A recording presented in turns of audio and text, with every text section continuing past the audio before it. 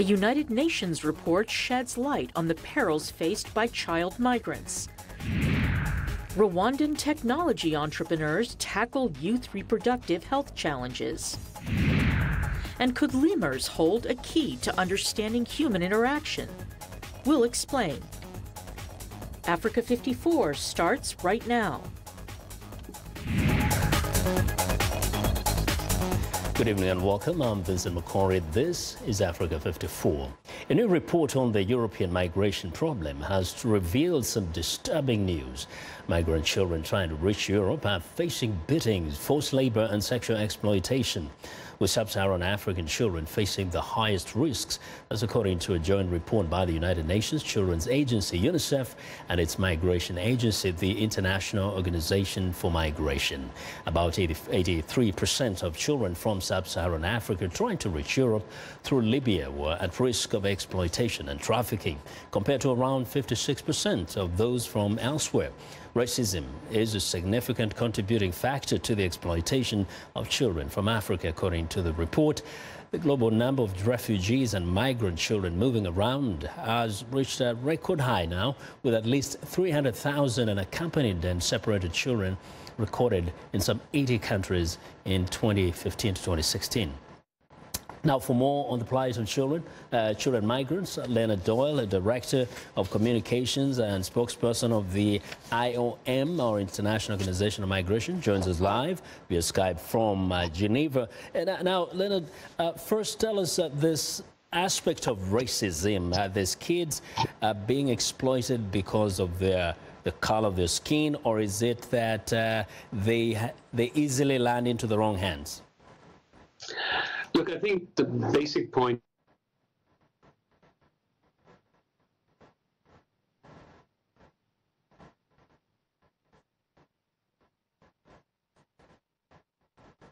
All right, looks like we run into some technical difficulty there. Hopefully we'll come back and continue a conversation with Leonard Doyle of the International Organization for Migration. Well, now, moving on, the U.S. Supreme Court has issued a temporary order allowing the administration of President Donald Trump to maintain its restrictive policy on refugees, while the court considers challenges to that travel ban. Supreme Court Justice Anthony Kennedy issued the order Monday. Had the court not acted, an appeals court decision lifting part of the ban on refugees would have started on Tuesday.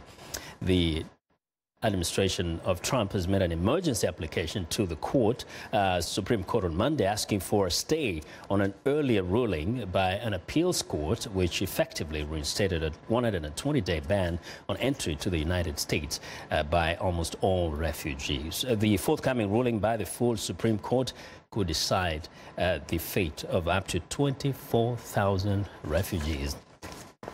Now, to East Africa, violent attacks by the Somali-based Al-Shabaab terrorist group has killed at least 16 people, including regional government soldiers. Security sources say the militants attacked 3 locations on Monday in the town of Balad Hawar, which sits on the Somalia-Kenya border. Meantime, in Mogadishu, police say a suicide car bomber killed a civilian and wounded at least 9 others on Monday. There was no immediate claim of responsibility for that attack.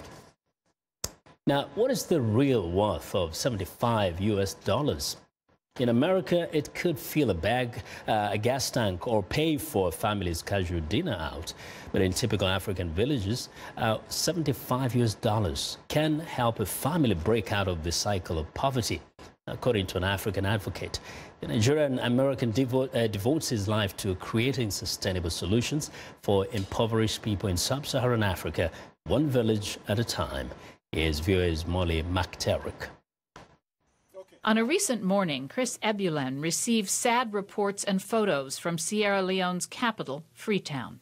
The heavy rains with landslides and mudslides had buried a lot of homes right outside Freetown, and that a lot of deaths had occurred. In between, we have heard about 500 bodies recovered, 600 bodies. Ebulem and his volunteer organization, Action Africa, quickly rallied people into action to help survivors of the disaster.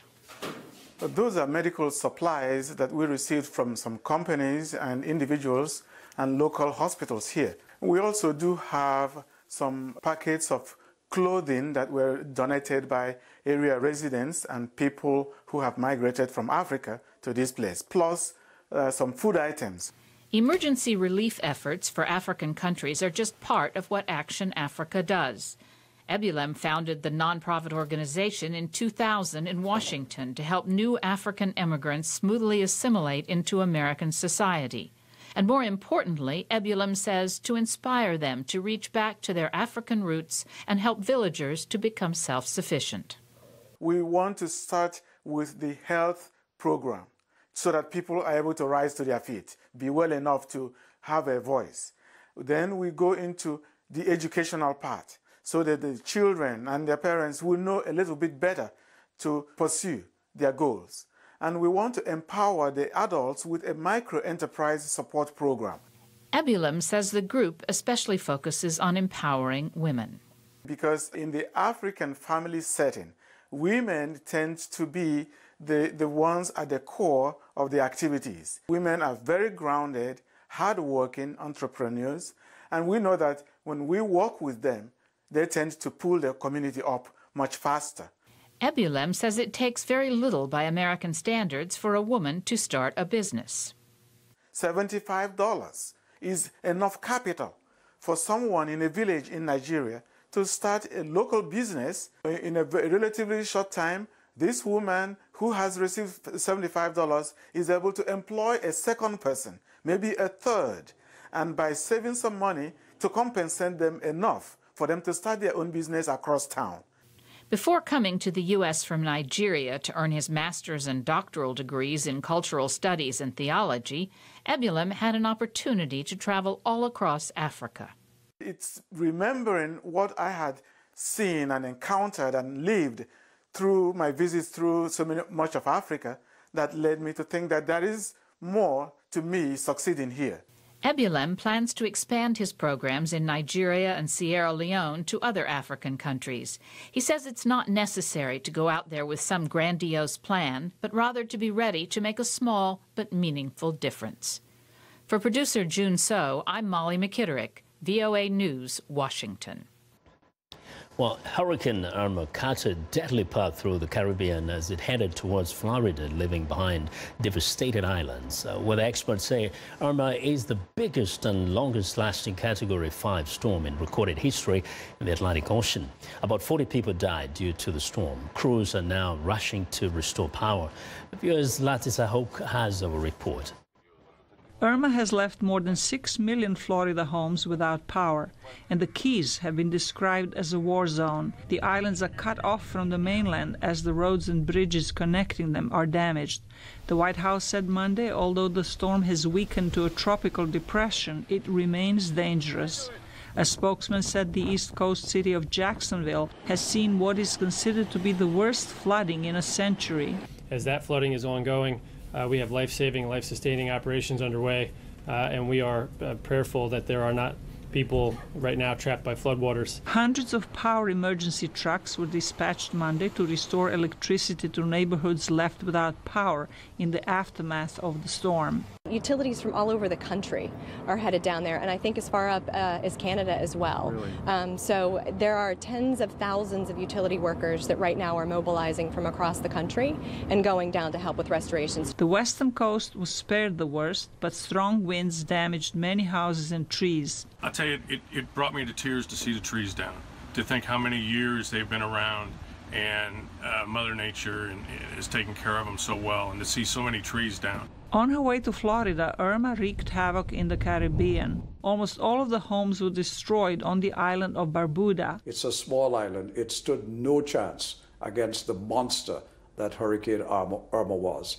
Hurricane Irma, in terms of its size, was larger than the island of Barbuda. Ronald Sanders, Barbuda and Antigua ambassador to the United States, told VOA that it was the worst storm to hit Barbuda in 300 years and that all the residents had to be moved off the island. There's no electricity, no potable water, no buildings in which to live.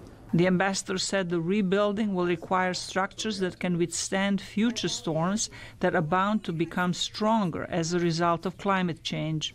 A weakened but still dangerous storm is now moving through Georgia toward Alabama. Both states have declared a state of emergency. Zlatica Hoke, VOA News, Washington. We want to know what you think about Africa 54 and the stories we covered. Join the conversation on Facebook. The address is Africa 54. We're also streaming our show live on Facebook. So check us out and share our show with your friends also. And check out our headlines 24/7 on voaafrica.com. Find me on Twitter at VOA Vince McCory. Now coming up, Rwandan tech entrepreneur uses the skills to tackle reproductive health challenges. Stay with us.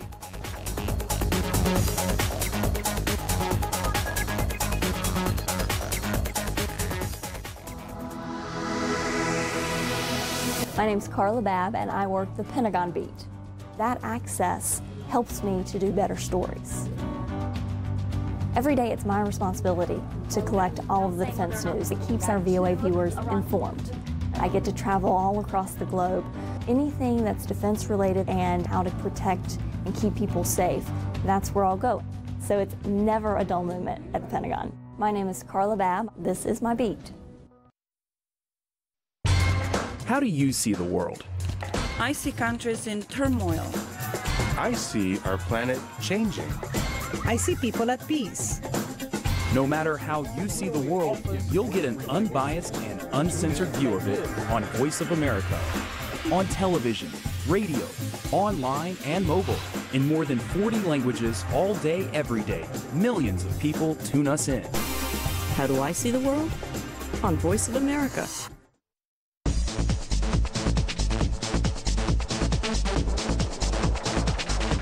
Fun. Welcome back, and it's time now for our health. Are we going to health report? Okay, we go back to Geneva to talk to our guest, who is now back on the phone. That is Leonard Doyle of the Immigration Organization of International Organization of Migration. Leonard Doyle, welcome back to Africa 54. And before we lost you, I was asking you to explain to us exactly what this exploitation, the dimension of race, how does it play into the exploitation of these children? Well, I think race is in the background, obviously, because so many of the sub-Saharan African migrants are reporting that they are being, effectively abused, exploited, beaten up, far higher numbers, 77%, compared to those on other routes, so are coming from other parts of the world.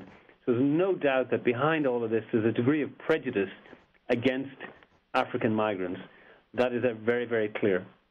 Now, in terms of these solutions that may be proposed by your organizations, what's the best that can be done? Well, I mean, we need to cut off the business model of the smugglers. I think that is the basis of what has to happen. We need to find a way to drain the swamp so that the smugglers, who essentially have no interest in the well-being of these very vulnerable young people, don't get the opportunity to bring them into their hands. A lot of what's happening is that through social media, the young and the vulnerable and the kind of naive, if you will, think or learn that there's an El Dorado waiting for them in Europe.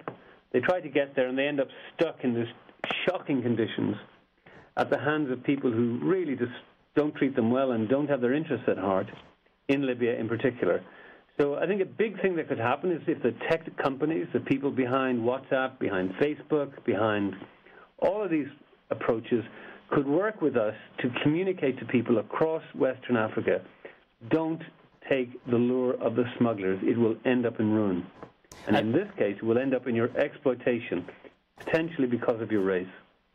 And for those children who have already crossed the borders or crossed the seas, is there possibility of perhaps governments and organizations specifically looking for those ones and rescuing them or giving them some help instead of leaving them on the streets or with the rest of the population of migrants? I mean, a lot of effort is being expended in helping those who are stuck in Libya. There are detention centers, unfortunately, and these are places of shocking abuse. But a lot of effort is being made into improving the conditions there, separating men from women, avoiding the sexual exploitation that's taking place, and getting people home. IOM, the UN Migration Agency, has flown home about 8,000 people this year alone on a voluntary basis.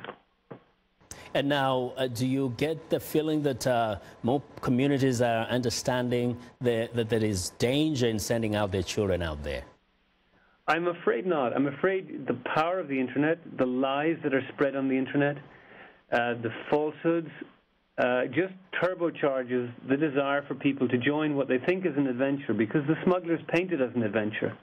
So we are really appealing to the big tech companies to step it up, help civic media, help explain to people that they need to make wise choices. We're not telling people not to move. We're not telling people not to migrate. But don't put yourself into the jaws of death or into the joys of racial exploitation, because that is what's happening. Indeed, a sad story.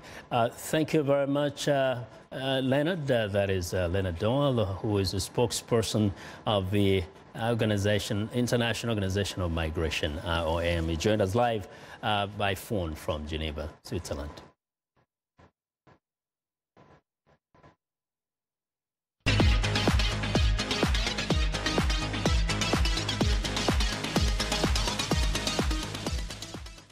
Well, it's time now for our health report, and joining us now is Africa 54 health correspondent Lino Madu to tell us what latest research on insomnia reveals. Hello, Lino.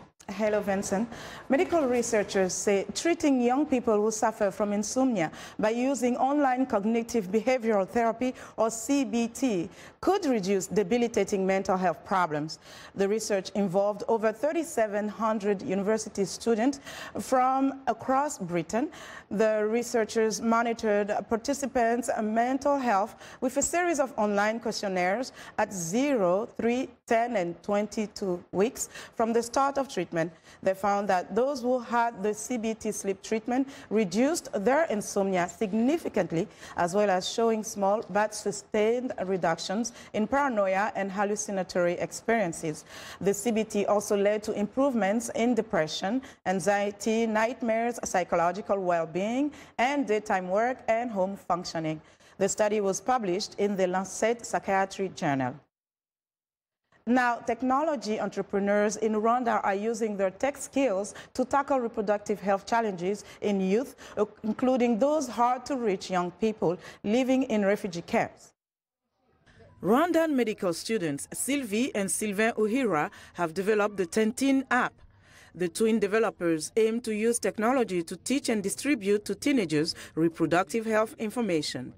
They recently shared the app in the Mahama camp in southern Rwanda, home to 50,000 Burundian refugees. For people in the camp to access the internet, they don't have smartphone or they don't have enough facilities.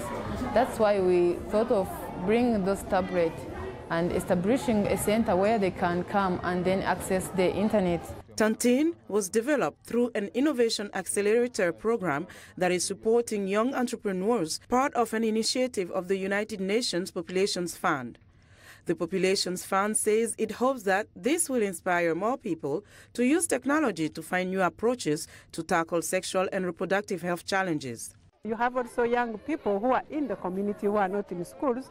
Those young people and youth, they also need that information. So you have really to have an approach which is holistic and which is also multisectoral, so that at least each and every young person can have access to that information.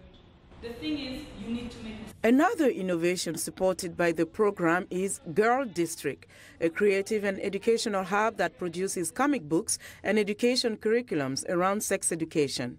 Part of Girl District's outreach involves leading sessions in schools with girls on the topics of sex, relationships, and reproductive health. What we want is to be real to the situation they face. We want to be able to talk to the girl who goes home to a stepfather that might be molesting her or doing things that she does not agree with. We want to be able to be relevant to a girl who's just started dating. We all know that things we watch influence what we think, like movies, music videos, things like that. And in those movies and the books we read, they like emphasize that sometimes they say that being a virgin is not cool. The program has received funding from Britain's Department for International Development, enabling the UN Populations Fund to tap into vibrant local networks of social innovators and implementing partners such as Imbuto Foundation. Programs such as the Accelerator are very key, they're very instrumental in shifting the dynamic, because you are now in a dynamic where young people are not the ones who receive the information and they have to absorb the information. They actually go themselves, look for the right information and share it to their peers. And I think we should encourage that not only in East Africa, but across the continent. So far, the Innovation Accelerator has received 800 ideas from young people addressing sexual and reproductive health challenges across East Africa. Scientists are accusing the liquor industry of misleading the public over the link between consuming alcohol and cancer. Researchers from the London School of Hygiene and Tropical Medicine compare the actions with the tobacco industry's attempts to dispute the link between smoking and lung cancer. Henry Ridgell reports. Researchers looked at the websites of 28 organisations around the world representing the alcohol industry and concluded that, by far, the majority distort or misrepresent the evidence of an alcohol-related cancer risk. So what you might see is that certain health problems related to alcohol consumption are discussed on the website, but cancer is missing, or specific types of cancer are missing, particularly breast cancer or colorectal cancer. The Washington, D.C.-based International Alliance for Responsible Drinking is accused of misleading the public over the risk of contracting specific types of cancer and trying to confuse the issue by highlighting a range of other risk factors. In a statement provided to VOA, the Alliance disputed the conclusions, saying, "We believe in sharing the current state of the scientific evidence and stand by the information that we publish on drinking and health." The report's authors compare the industry's actions with those of the tobacco giants, which for a long time disputed the link between cancer and smoking. So in the UK, about 4% of cancers are attributable to alcohol consumption. I think what's important to remember is that the risk itself is quite low for people who consume at low levels. But the fact is that the information about the risk that is disseminated by these organisations is, as I say, distorted and misrepresented. The report says further research is urgently needed into whether the alcohol industry is distorting information on other risks, such as cardiovascular disease. Henry Ridgwell for VOA News, London.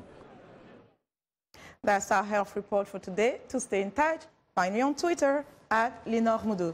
Back to you, Vincent. Well, thank you very much. Now be sure to watch Leonard Doyle's health reports every Tuesday and Thursday right here on Africa 54. It's time now for a short break. Still to come on Africa 54. Lemurs offer vocal clues to human socialization. We'll be right back.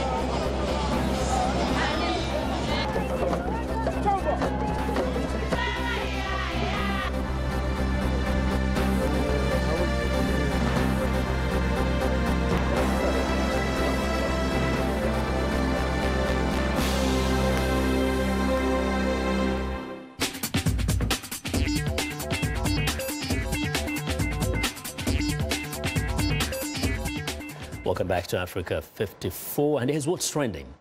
Now, there's nothing quite like a South Asian wedding. At the Z-Asiana wedding weekend in London, dozens of stands display everything an Asian couple could wish for their big day. Now, the 2011 UK census showed that there are 2.4 million British Asians in the UK, and with weddings being the central family occasion, a sizable wedding industry has evolved in the country.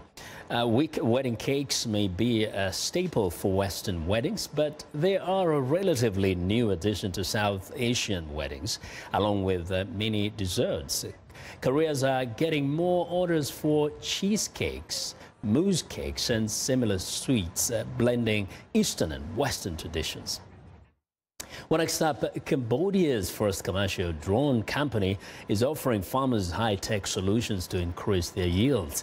SM Waypoint employs drone pilots who have received specialized training in Australia and Hong Kong. They all have degrees in geology, mining, or engineering. Cambodian farmers often use no protective gear when spraying their crops with potentially hazardous chemicals.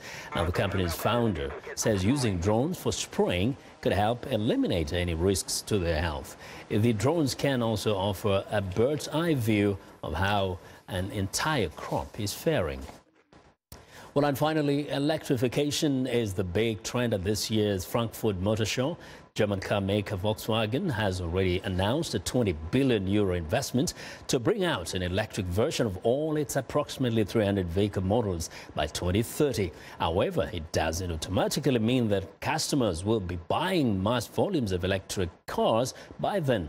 The lack of an extensive charging infrastructure is still an urgent problem that needs to be solved. VW has joined the Porsche, Mercedes, BMW and Ford to build a network of charging stations in the European highways, and that is what is trending today. Now, a new study could offer clues to the history of human socialization.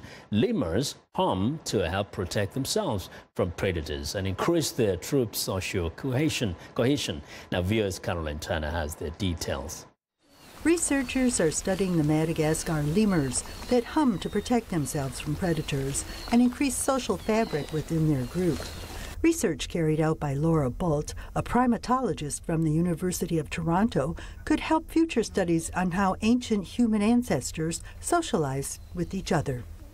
During her 5-month stint at the Beza Mahafoli Special Reserve in southwest Madagascar, Bolt studied 2 specific vocalizations, moans and hums, produced by male ring-tailed lemurs, the lowest-ranking members of the female dominant troop structure. Ring-tailed lemurs make 22 different vocal sounds, and Bolt recorded many of these to test their role in social cohesion. The primates spend their days moving through the tree canopy or along the forest floor, making them vulnerable to predators such as harrier hawks, feral cats and dogs, and fossa. Their contact calls are believed to help individuals track other troop members to increase safety. The research was published in the journal Ethology. Carolyn Turner, VOA News, Washington. That's it. Good night.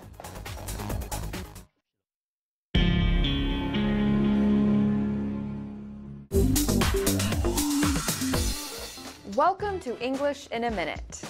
Most people enjoy listening to music. But is this expression actually about songs and tunes? Music to my ears. Jonathan, I cannot believe we have to work over the weekend. Did you not hear the news? The meeting for the project got canceled. No work this weekend after all. Awesome! That is music to